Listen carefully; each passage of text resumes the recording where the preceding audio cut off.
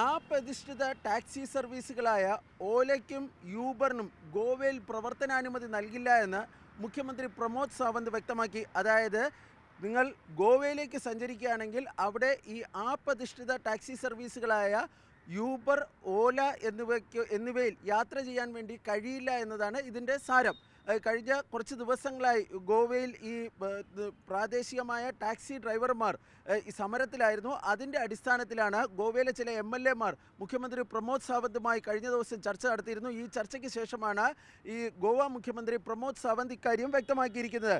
ഈ ആപ്പ് അധിഷ്ഠിത ട്രാൻസ്പോർട്ട് സർവീസുകൾ അതിനെ നിയന്ത്രിക്കാൻ വേണ്ടി ഗോവ സർക്കാർ ഒരു Goa transport aggregator guide lines 2025 എന്ന പേരിൽ ഒരു ഗൈഡ് ലൈൻസ് പുറത്തിറക്കിയിരുന്നു. ഈ ഗൈഡ് ലൈൻസിൻ്റെ കരടായിരുന്നു പുറത്തിറക്കിയിരുന്നത്. അന്തിമ ഗൈഡ് ലൈൻസ് പുറത്തിറക്കിയിരുന്നില്ല. ഈ ഗൈഡ് ലൈൻസിലൂടെ ഉദ്ദേശിച്ചിരുന്നത് ഈ ഓല, അതുപോലെ തന്നെ യൂബർ തുടങ്ങിയ ആപ്പ് അധിഷ്ഠിത ടാക്സി സർവീസുകൾ, അതുപോലെ തന്നെ ബൈക്ക് ടാക്സികൾ, ഇവയുടെ ലൈസൻസ്, ഇവയുടെ നിരക്കുകൾ നിശ്ചയിക്കുന്നത് സംബന്ധിച്ചായിരുന്നു ഈ കരട് മാനദണ്ഡത്തിൽ വ്യക്തമാക്കിയിരുന്നത്. ഈ കരട് മാനദണ്ഡം പുറത്തിറക്കിയത് ഈ ഗോവയിൽ ടൂറിസ്റ്റുകൾ അധികമായി വരുന്ന ഗോവയിൽ ഈ ആപ്പ് അധിഷ്ഠിത ടാക്സി സർവീസുകൾക്ക് അനുമതി നൽകാനാണെന്ന് ചൂണ്ടിക്കാണിച്ചുകൊണ്ട് എന്ന ആക്ഷേപം ഉയർന്നിരുന്നു. അതിൻ്റെ അടിസ്ഥാനത്തിൽ പ്രാദേശികമായി ഈ ടാക്സി ഡ്രൈവർമാരൊക്കെ വലിയ തോതിലുള്ള പ്രതിഷേധം നടത്തി വരികയായിരുന്നു.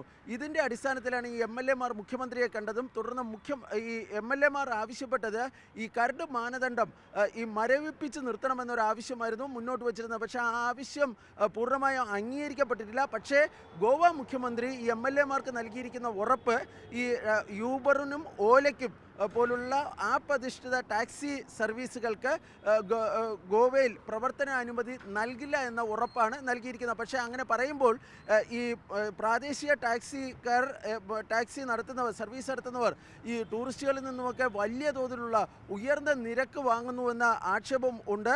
ആ ആക്ഷേപം പരിഹരിക്കുന്നതിനായി ഈ ടാക്സി യാത്രകളുടെ നിരക്ക് വിജ്ഞാപനം ചെയ്യുക എന്നും അദ്ദേഹം പറയുകയുണ്ടായി. അതായത് കൃത്യമായ ഒരു വിജ്ഞാപനമുണ്ടാകും. ആ വിജ്ഞാപനത്തിൻ്റെ അടിസ്ഥാനത്തിലുള്ള നിരക്കുകൾ പ്രദർശിപ്പിക്കുകയും ആ നിരക്കുകളായിരിക്കണം വിനോദസഞ്ചാരികൾ നൽകേണ്ടത്. ആ നിരക്കുകൾ നിശ്ചയിക്കുന്നത് ടാക്സി ഡ്രൈവർമാരുടെ സംഘടനാ നേതാക്കൾ ഉൾപ്പെടെയുള്ളവരുമായി ചർച്ച ചെയ്തായിരിക്കുമെന്നും ഗോവ മുഖ്യമന്ത്രി പ്രമോദ് സാവന്ത് വ്യക്തമാക്കുകയും ചെയ്തിട്ടുണ്ട്. ഏതായാലും നിലവിൽ ഗോവയിൽ ഈ യൂബർ, അതുപോലെ തന്നെ ഓല തുടങ്ങിയ ഓൺലൈൻ ആപ്പ് അധിഷ്ഠിത ഓൺലൈൻ ടാക്സികൾക്ക് പ്രവർത്തനാനുമതി നൽകില്ല എന്ന് മുഖ്യമന്ത്രി ഇപ്പോൾ വ്യക്തമാക്കിയിട്ടുണ്ട്. അത് ഒരുപക്ഷെ ഈ ആപ്പ് അധിഷ്ഠിത ടാക്സികൾ നിരന്തരം ഉപയോഗിക്കുന്ന പലർക്കും ഗോവ സന്ദർശിക്കുമ്പോൾ ഒരു തിരിച്ചടി ആകാനാണ് സാധ്യത. എന്നിരുന്നാൽ കൂടിയും ഈ പറഞ്ഞതുപോലെ തന്നെ ഈ നിരക്കുകൾ സർക്കാർ തന്നെ നിശ്ചയിച്ച് അത് പ്രദർശിപ്പിക്കുന്ന ഒരു സാഹചര്യം ഉണ്ടാകുമെന്നും അദ്ദേഹം കൂട്ടിച്ചേർക്കുകയും ചെയ്തിട്ടുണ്ട്.